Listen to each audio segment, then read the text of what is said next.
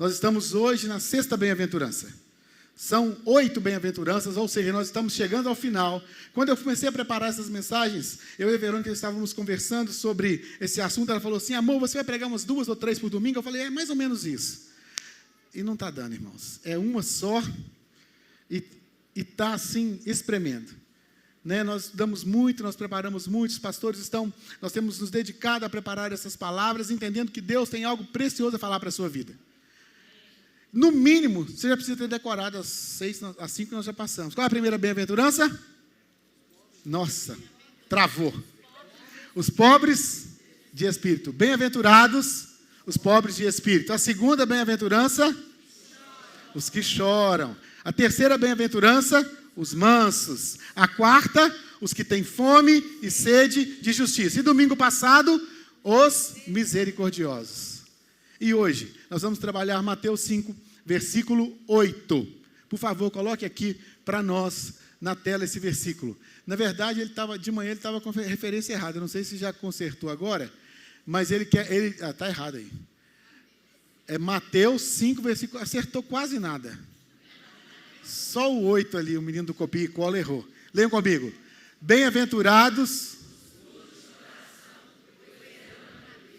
Bem-aventurado os puros de coração, porque eles verão a Deus. Meus irmãos, as bem-aventuranças, elas não estão colocadas numa sequência aleatória. Existe um propósito. Quando você começa falando sobre aquele bem-aventurado, é aquele quebrantado, aquele que tem o seu coração, que precisa do socorro do Senhor, você é pobre de coração. Está falando que a lei faliu. E você está falido, quebrado.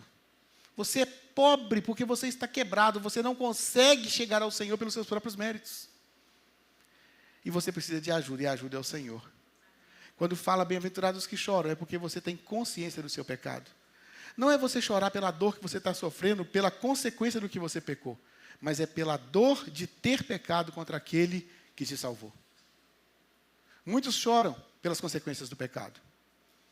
Às vezes recebemos homens ou mulheres, casais, sofrendo tanto e chorando profundamente, porque o seu casamento acabou. É triste, é horrível.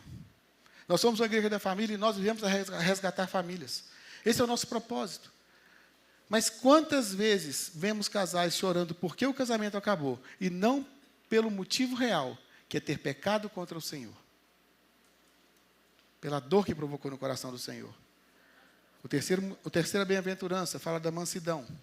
Fala de quando você submete o seu coração à vontade do Senhor. Onde o domínio próprio, ou seja, o domínio que o Espírito Santo promove na sua vida, começa a dominar o seu coração. Começa a agir em você.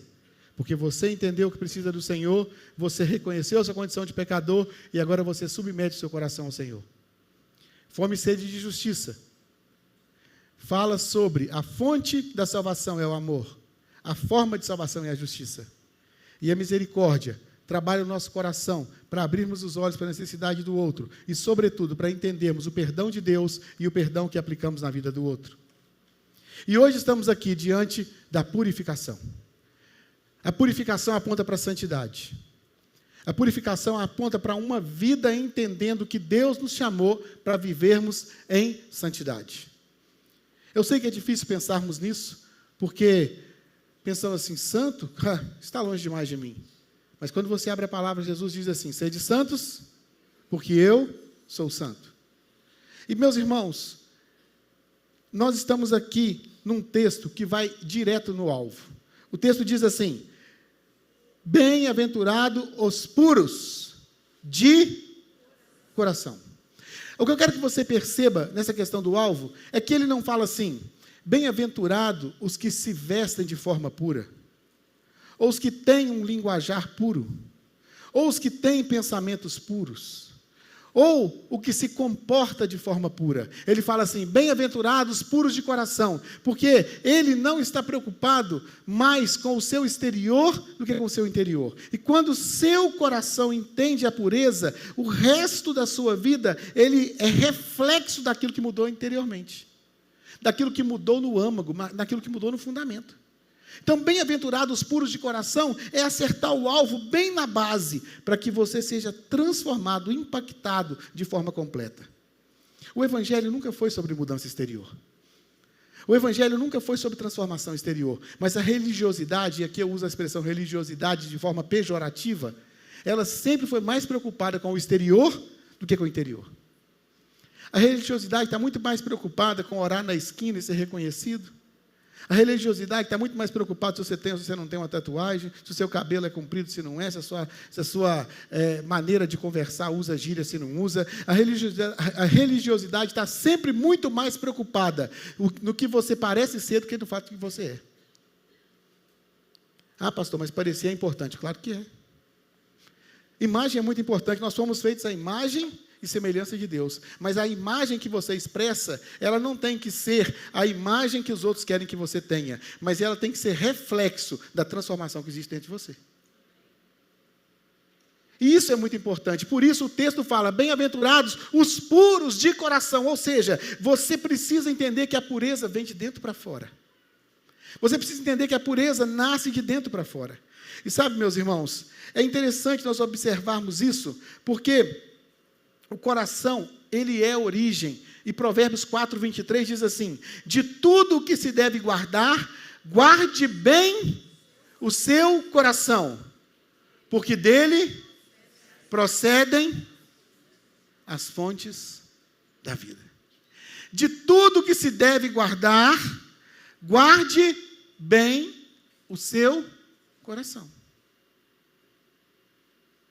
porque ele é fonte. Irmãos, a palavra manda a gente guardar muita coisa. A palavra manda a gente tomar cuidado com a língua. Manda.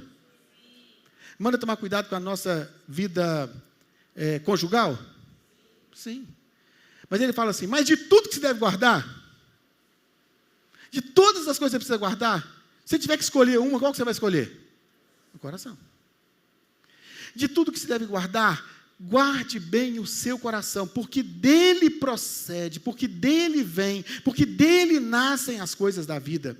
Mas sabe, irmãos, por que nós devemos guardar o coração? Como que a palavra nos aponta para essa importância do coração? Eu quero te chamar aqui a Mateus, no capítulo 15, versículos 17 a 20. O texto diz assim, não compreendem que tudo que entra pela boca desce para o estômago e depois é eliminado? Aqui existe um contexto. Judeus e gentios recebendo o Evangelho. E os judeus não aceitavam o Evangelho porque o Evangelho não se importava com os seus ritos. Uma das práticas judaicas muito marcantes era a questão dos alimentos impuros, de acordo com a lei. E agora a lei, como eu disse para você, entra em falência, a lei ela não consegue salvar o homem, a lei não consegue tirar o homem da condição de pecador, vem a graça de Jesus Cristo, e agora os judeus falam assim, não, mas com esses alimentos aí, você não vai ser salvo, não. E o que o Senhor está falando agora? Não é o que entra pela boca que vai te fazer impuro, mas é o quê? O que sai dela. Mas o que sai da boca vem do coração. E é isso que contamina a pessoa. Porque do coração procedem os maus pensamentos, homicídios, adultérios, imoralidade sexual, furtos, falsos testemunhos, blasfêmias. São essas coisas que contaminam a pessoa. Nós temos criança aqui? Alguma criança aqui? Tem alguma criança aqui ou não? Tem ali. Tampa o ouvidinho assim, meu amor. Tampa. Aí, mas o comer sem lavar as mãos não a contamina. Pode tirar, porque a gente passa tanto tempo ensinando uma criança que tem que lavar a mão antes de comer, você vai ler um versículo, te joga no buraco desse jeito. Né? Você ensina o menino que não pode comer de mão suja, agora vem um versículo e fala assim, mas o comer sem lavar as mãos não a contamina. É claro que o texto não está falando de lavar a mão ou não lavar a mão, né, irmãos? O texto está falando aqui de entendermos que nós estamos falando de coisas muito mais profundas do que cerimônias, do que rituais. Nós estamos falando aqui de coisas muito mais profundas, um nível de santidade que nos cobra um estilo de vida que não é de aparência. A pureza, ela é um profundo relacionamento com Deus. A pureza, ela vem de dentro de cada um de nós. no contexto da religiosidade, as pessoas estão brigando, estão discutindo por causa de coisas que de fato não fazem a grande diferença na transformação da vida de uma pessoa. Inclusive filósofos liberais como John Locke e outros mais, eles dizem que o mal, ele procede do ambiente. Existe uma linha filosófica que acredita que o fato de você estar cercado de pessoas más é que te fazem ser mal, porque todo mundo essencialmente é bom. Ou seja, se você estiver cercado só de pessoas boas, você vai ser bom. Se você estiver cercado de pessoas más, você vai ser mal. O seu ambiente é que muda você. Mas isso não confere com a palavra. Porque a palavra, no versículo que nós já lemos e vamos reler aqui, 19, leiam comigo juntos esse versículo. Diz assim: porque do coração, homicídios, adultérios, imoralidade sexual, furtos, falsos testemunhos e blasfêmias. Os monges são um testemunho vivo de que o isolamento não impede que o mal brote. Mas, biblicamente, podemos ver Adão e Eva, que viviam no jardim do Éden, que traduzido significa o lugar perfeito. E mesmo assim deixaram nascer no seu coração o mal. Sabe, meu irmão, de tudo que tem que guardar, guarda o seu coração. Por que nós estamos insistindo nisso? Porque a impureza do coração causa cegueira espiritual. A impureza do seu coração, a sujeira no seu coração, ela cega a sua visão daquilo que é o mundo espiritual. Quando nós não conseguimos enxergar a batalha que estamos enfrentando nas regiões celestiais, é porque nós estamos embaçados, a nossa lente está embaçada, esse vidro está embaçado pelo pecado. O pecado que nos suja, que nos contamina. Você já pensou que há belezas morais que um coração impuro nunca verá? Há belezas morais que um coração impuro nunca verá. Por quê? Porque ele não consegue enxergar o belo. Ele não consegue enxergar o santo. Porque tudo aquilo que é belo e santo, para ele não faz sentido. A Bíblia diz que isso para algumas pessoas é loucura. Você não consegue enxergar a beleza de alguém que decide se guardar. Quando você encontra alguém que decide se guardar sexualmente, ela se torna para você alvo do ridículo. Por quê? Não é por causa dela. É por causa de quem? De você. Os seus olhos não conseguem enxergar o belo.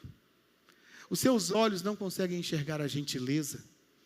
Os seus olhos não conseguem enxergar o amor. Os seus olhos não conseguem enxergar a bondade. Sabe, uma vez eu ouvi de uma pessoa: quem é honesto sempre parte do princípio que o outro também é. Mas quem é mentiroso sempre parte do princípio que o outro também é. A cegueira espiritual pode impedir você de entender o Evangelho. A cegueira espiritual, que é o pecado, ela pode impedir você de enxergar os sonhos de Deus para a sua vida. E eu quero chamar você aqui a uma reflexão. Quantos de nós estamos hoje vivendo muito menos do que poderíamos estar vivendo? Quantos de nós estamos vivendo muito aquém daquilo que Deus gostaria que estivéssemos vivendo? Pastor, mas o que Deus gostaria que nós estivéssemos vivendo? Sabe, meu irmão, deixa eu te falar uma coisa. Eu não posso te dizer o que Deus gostaria que você estivesse vivendo, mas você sabe exatamente se você está ou não vivendo plenamente todo o potencial que você tem. Você conhece tudo aquilo que Deus já te preparou para viver e as escolhas erradas que estão te impedindo de viver isso. Uma zona de conforto. Uma palavra de alguém que nunca acreditou em você? As mentiras do diabo contra as verdades da palavra? Se por um lado há belezas morais que o coração impuro não consegue ver, há também horrores imorais que o coração impuro não consegue ver. Quantas pessoas se envolvem com níveis abomináveis de pecado e ela não consegue perceber o tamanho do buraco que ela está enfiando, o nível do lodo que ela está enfiando. Quantas vezes pessoas vêm conversar e falam assim: eu não sei, pastor, por que eu fiz isso. Eu não sei por que eu troquei a minha esposa, uma mulher, a mãe dos meus filhos, a pessoa que construiu a vida dela comigo por alguém que não faz nenhum sentido. Mas sabe quando seus olhos se abrem? Depois que você já está todo enterrado no pecado. Porque o coração impuro impede você de enxergar as imoralidades pecaminosas. E sabe, meus irmãos, eu não estou falando aqui das pessoas que estão vivendo nesse mundo sem conhecer Jesus, eu estou falando da igreja de Jesus. E isso é uma exortação feita pelo próprio apóstolo Paulo em 2 Coríntios. Eu quero que você leia comigo esse texto. Ele diz assim, vamos ler juntos, por favor? 1, 2, 3 e... Pode parar. Para quem que é o texto? Para quem? Para nós. Já entendemos, o recado é para mim e para você. Amém? Preste atenção. Irmãos, agora vamos continuar. Vamos juntos. Não pude falar a vocês como a espirituais, mas como a carnais, como a crianças em Cristo. Dei a vocês leite, não alimento sólido, pois não estavam em condições de recebê-lo, e tampouco agora estão. Prestem atenção, irmãos. Aqui é uma comparação em relação à questão da criança de forma pejorativa. É claro que a Bíblia fala que nós devemos ter um coração como o coração de uma criança, no sentido positivo, ou seja, no sentido da inocência, no sentido da dependência. Como um pai brincando com um filho e coloca o filho assim no alto de uma muretinha e o filho pula em confiança. Esse é o coração que o Senhor espera que nós tenhamos como uma criança. Mas aqui está falando do aspecto da imaturidade. Quantas vezes você está caminhando com Jesus há 5 anos, 10 anos, 15 anos, e você é uma pessoa imatura? Uma vez eu estava conversando com uma pessoa e falei assim: você, meu irmão, você é crente há quanto tempo? Não, eu sou novo convertido, pastor, eu tenho 6 anos de convertido. Olha, eu até entendo que 6 anos pode parecer um novo convertido, meus irmãos, mas um menino com 18 anos entra na faculdade de medicina e com 6 anos ele está abrindo sua barriga. E nós com 6 anos de fé estamos nos achando novos convertidos. 10 anos, 15 anos, 20 anos de caminhada e não conhecemos a palavra. Não conhecemos o nome dos avivalistas. Não conhecemos os nomes dos grandes homens, teólogos, profundos na palavra de Deus. Não conhecemos a história da igreja. Nós precisamos amadurecer na fé. Nós precisamos conhecer o erro do outro para a gente não errar. Nós precisamos discipular pessoas, nós precisamos evangelizar pessoas. E o texto nos mostra que aqueles homens eram cristãos porque eram salvos, e eles eram irmãos porque Jesus os havia feito irmãos, como eu e você fomos feitos irmãos por causa da morte de Jesus. Porém, o comportamento deles era como se eles não fossem irmãos, porque eles se comportavam com as pessoas do mundo, carnais. E o texto continua dizendo assim: porque ainda são carnais, pois visto que há inveja, desavenças entre vocês, não é certo que são carnais e estão agindo meramente com critérios humanos? Vocês são salvos só por causa de Jesus, mas que depender de você, meu irmão, a sua vida continua do mesmo jeito. Como assim, pastor? A salvação é pela graça. Não tem nada a ver com o que você faz, tem a ver com o que Jesus fez. Mas uma vida de santidade tem a ver com o que tanto você está disposto a renunciar o pecado na sua vida. E é sobre isso que nós estamos falando. Bem-aventurados os puros de coração. Bem-aventurados os puros, aqueles que entendem a necessidade de uma vida de pureza. E eu costumo dizer, meus irmãos, e falo isso muito na equipe pastoral, o diabo tem tido bem pouco serviço com a gente, porque a nossa carnalidade já está fazendo o serviço dele todinho. E eu quero dizer para você, meu irmão, tome cuidado, porque ele não está contratando um ajudante. Deixa ele trabalhar sozinho. Nós precisamos olhar, irmãos, para o tipo de coisa que está acontecendo conosco. Sabe por quê? Porque o pecado, quando você pensa no tipo de pecado que você está envolvido, quando você pensa no tipo de impureza que você está envolvido, e você olha para o que você está deixando de viver, isso dói. E eu sei que dói, e dói de verdade. E a coisa que você mais pensa quando coloca a sua cabeça no travesseiro é: Senhor, se eu tivesse livre disso, eu estava vivendo outro tempo. Eu quero dizer uma coisa: o Senhor quer te fazer livre disso, mas Ele está esperando que você se arrependa. E arrependimento não é culpa, arrependimento não é remorso, arrependimento pressupõe uma decisão de mudança de vida. E sabe, a segunda coisa que nós precisamos entender nesse texto é que os puros de coração verão a Deus. O versículo fala: bem-aventurados os puros de coração, porque eles verão a Deus. Quando o seu coração é puro, você consegue enxergar a presença de Deus, por exemplo, na natureza. A Bíblia diz: os céus proclamam a glória de Deus. Alguém aqui já foi nas cataratas do Iguaçu? Ô, meu irmão, se você foi nas cataratas do Iguaçu e você não se encantou com a grandeza de Deus, você está precisando dar uma faxina no seu coração daquelas. Eu e a Verônica já tivemos a oportunidade de morar em 2 cidades litorâneas. Já moramos no Rio, já moramos em Vitória. E a Verônica fala assim, quando a gente vai de férias, meus pais moram em Vitória, ela fala assim: amor, eu gosto muito de morar em Belo Horizonte, mas quando eu venho aqui na praia, o que eu mais gosto de fazer é ficar olhando para o mar e percebendo a grandeza de Deus. Percebendo como Deus é incrível.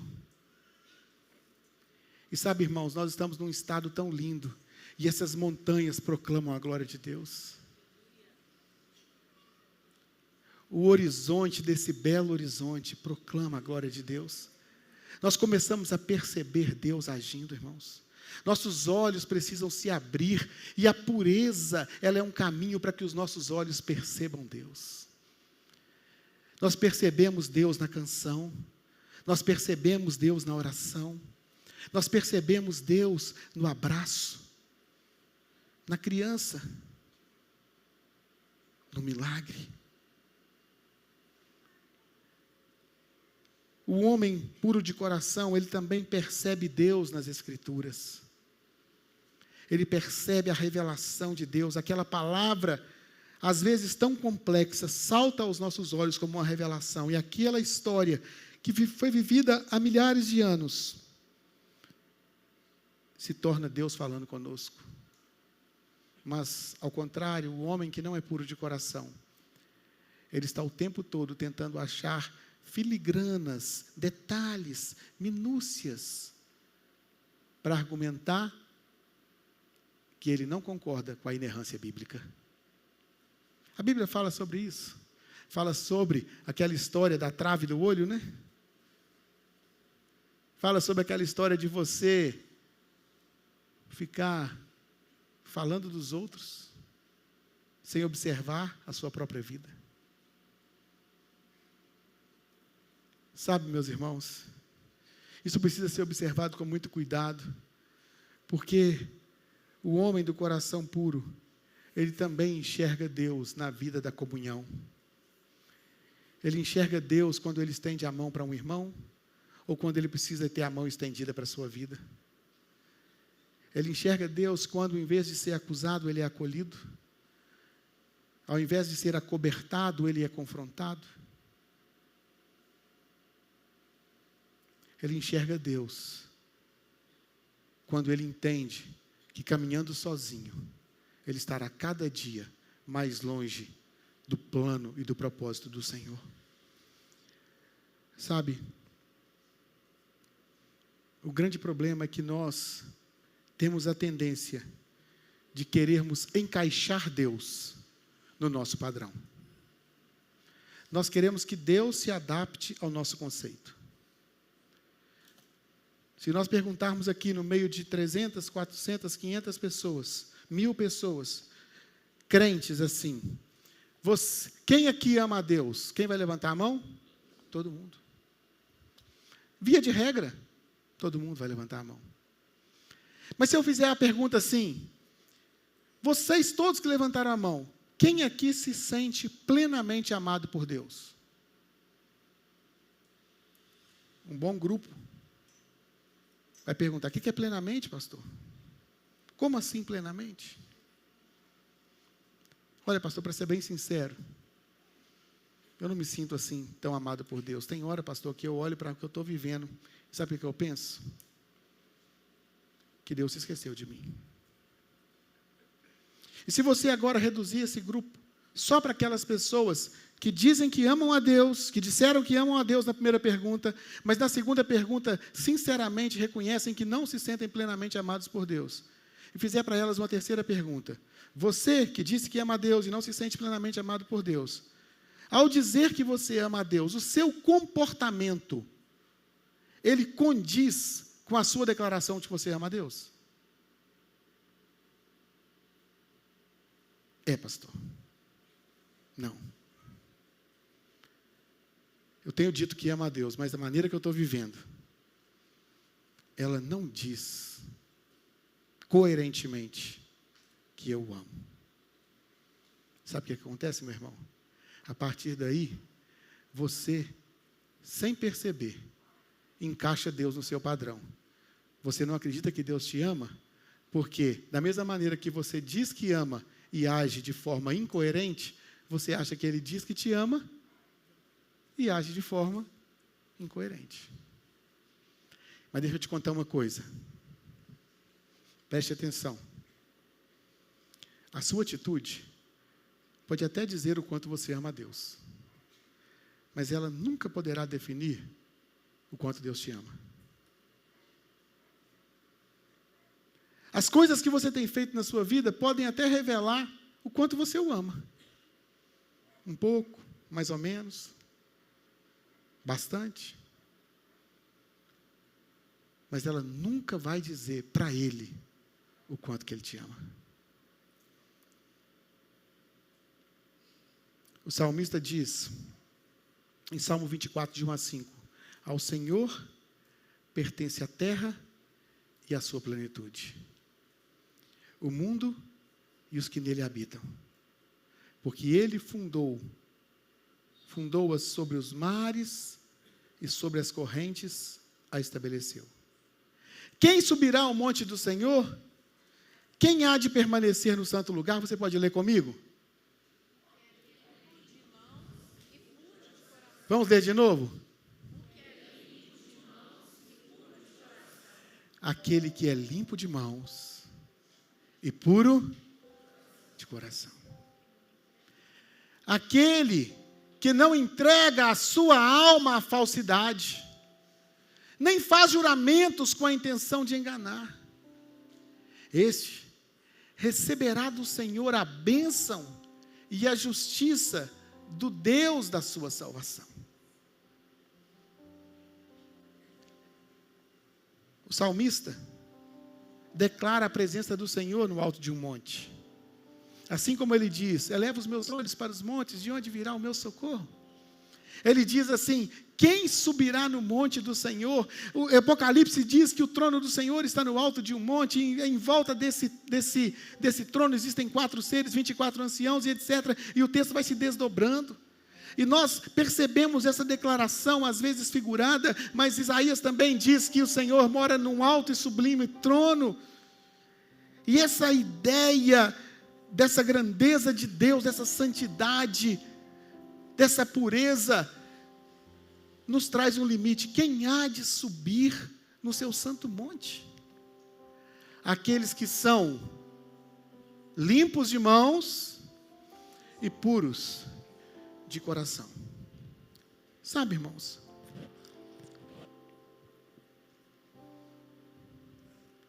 Eu quero que você entenda. O texto fala de limpeza, mas também fala de quê?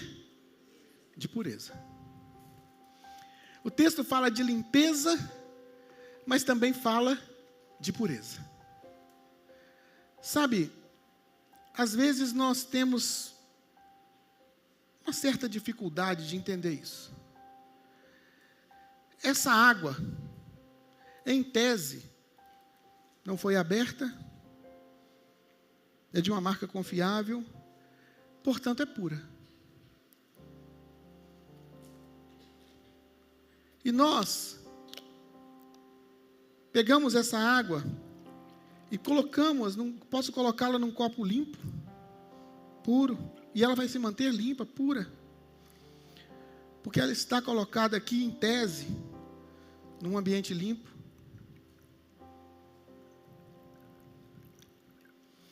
Mas sabe, de maneira bem proposital, eu fui ali no banheiro e peguei dentro do vaso sanitário um pouquinho de água. E eu vou colocar apenas uma gotinha.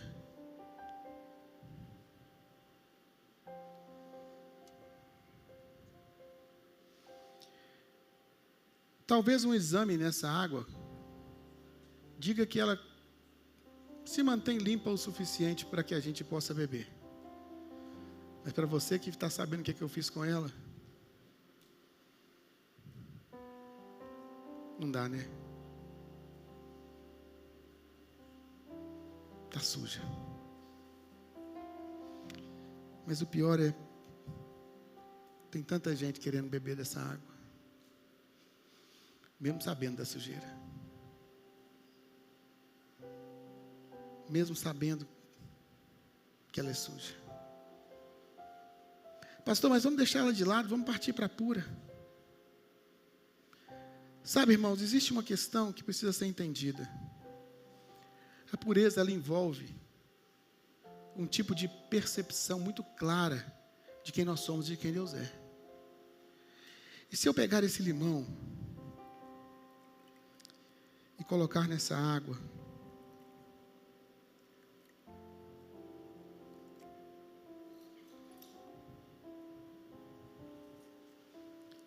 quem aqui gosta de água com limão?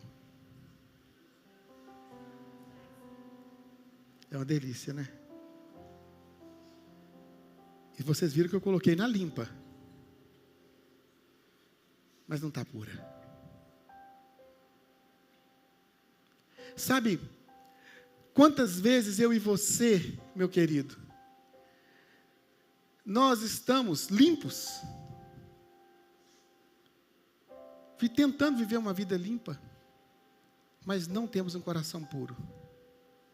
Sabe, quando eu me proponho a servir ao Senhor aqui, tocando, cantando, pregando, liderando uma célula, isso é limpo, isso é legítimo, isso é maravilhoso.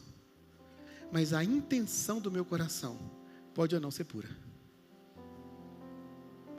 Pode ser que eu queira estar aqui para receber elogios. Pode ser que eu queira estar aqui para ser reconhecido. Pode ser que eu queira estar aqui pensando que alguém que me interessa vai ser atraído pela minha posição. Não é pecado tocar, não é pecado pregar, não é sujo, mas não é puro.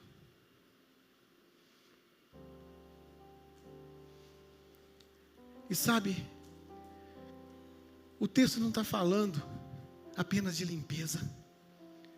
Ele está falando de limpeza com pureza. E para ser limpo e puro, precisa ser completamente transparente. Sabe, nós vivemos num mundo hoje que é o mundo do nada a ver. É o mundo do não tem problema, é o mundo do todo mundo faz. É o mundo da sujeira. Mas nós não podemos trazer para dentro da igreja novas regras que continuam nos impedindo de ter um coração puro. Sabe, meu irmão, eu não quero que você esteja atraído por essa água nojenta. Não quero. E eu quero que você resista ao desejo de bebê-la, mesmo que você esteja com muita vontade. Mas a minha intenção não é que você apenas resista ao pecado. A minha intenção, que eu digo é a intenção da palavra, não é que você apenas resista ao pecado. Isso é o primeiro passo, mas o nosso alvo não é resistir ao pecado. O nosso alvo, sabe qual que é? É ter nojo dele. Eu quero chegar no ponto que o pecado não me atraia. Eu não quero lutar contra o pecado o resto da minha vida. Eu quero chegar a um ponto que eu esteja atraído pelo Senhor e correndo para Ele, não dele.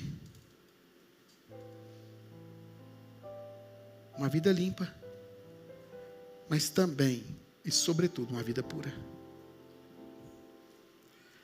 Hebreus 12:14 diz: procurem viver em paz com todos e busquem a santificação, sem a qual ninguém o verá.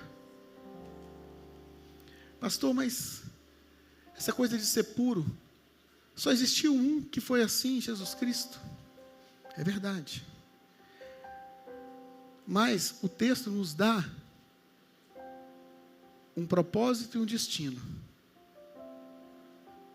O texto diz: busquem a santificação, sem a qual ninguém verá a Deus. O destino é ver a Deus. O texto diz: tenham um coração puro.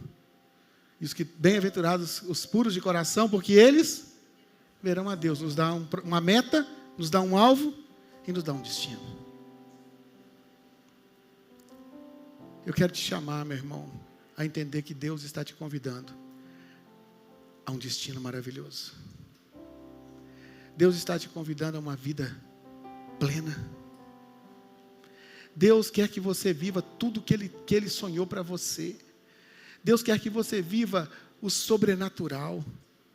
Deus não está querendo matar a sua sede com uma água contaminada. Irmãos, é claro que não tinha nada nessa seringa.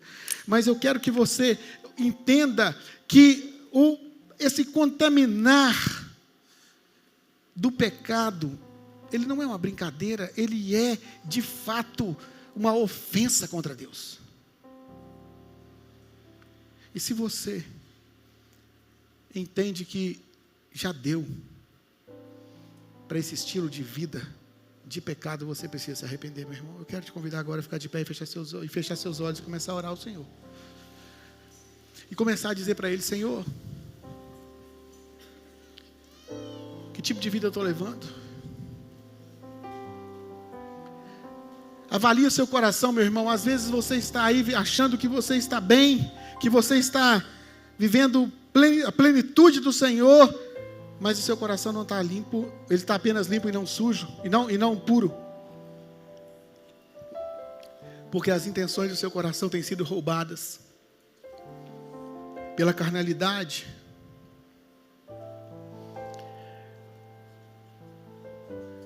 Não se contente com as migalhas.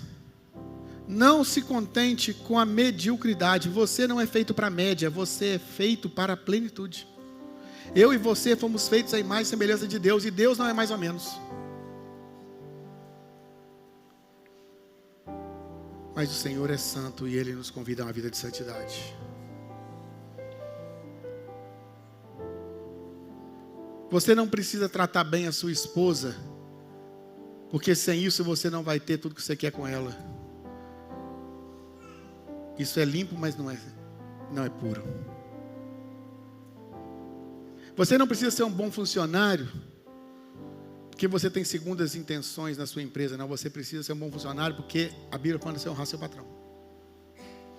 E você não precisa tratar bem seus funcionários para que ele não te leve na justiça. Não, você tem que tratar bem seu funcionário porque você é crente em Jesus Cristo. E crente em Jesus Cristo trata com respeito todo mundo que trabalha para Ele. Você não precisa ser honesto por medo da cadeia, não, meu irmão. Você precisa ser honesto porque você tem que ter medo de Deus. Isso é ser puro. Peça perdão ao Senhor pelo seu pecado.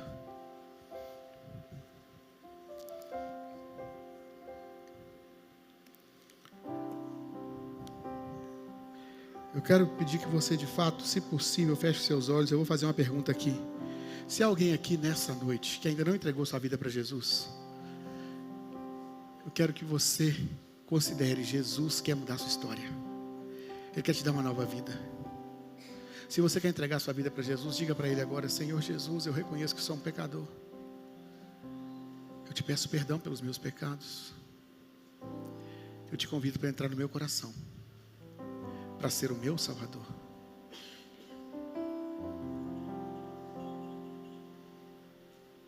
Eu te convido para entrar no meu coração, para ser o meu Salvador.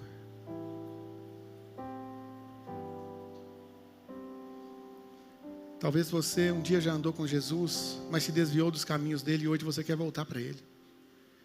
Se você que está aqui nessa noite ainda não entregou sua vida para Jesus, mas gostaria de fazer isso, ou um dia andou com Jesus e está longe dele, Deus te trouxe aqui nessa noite hoje para te dar uma nova história.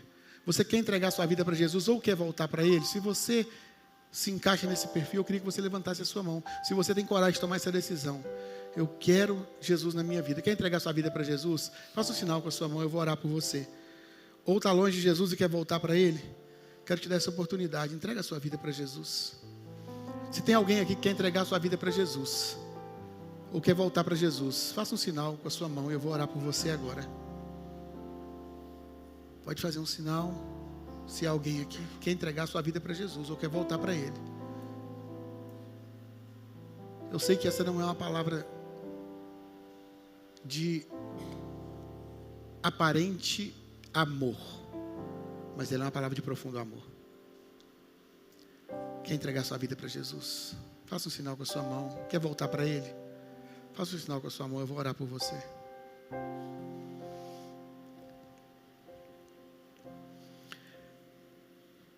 Se você que está aí conosco no YouTube quer entregar sua vida para Jesus, escreva no nosso chat.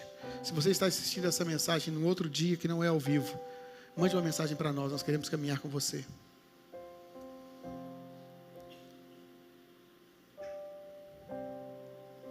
Junte-se com a pessoa que está do seu lado aí e ore com ela para que o Senhor nos faça,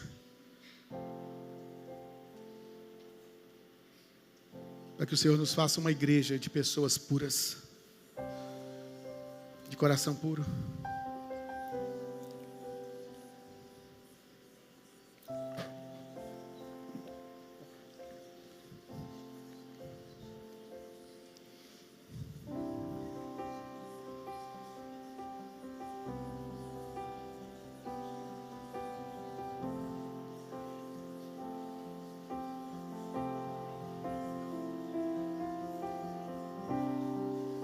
Ó Senhor.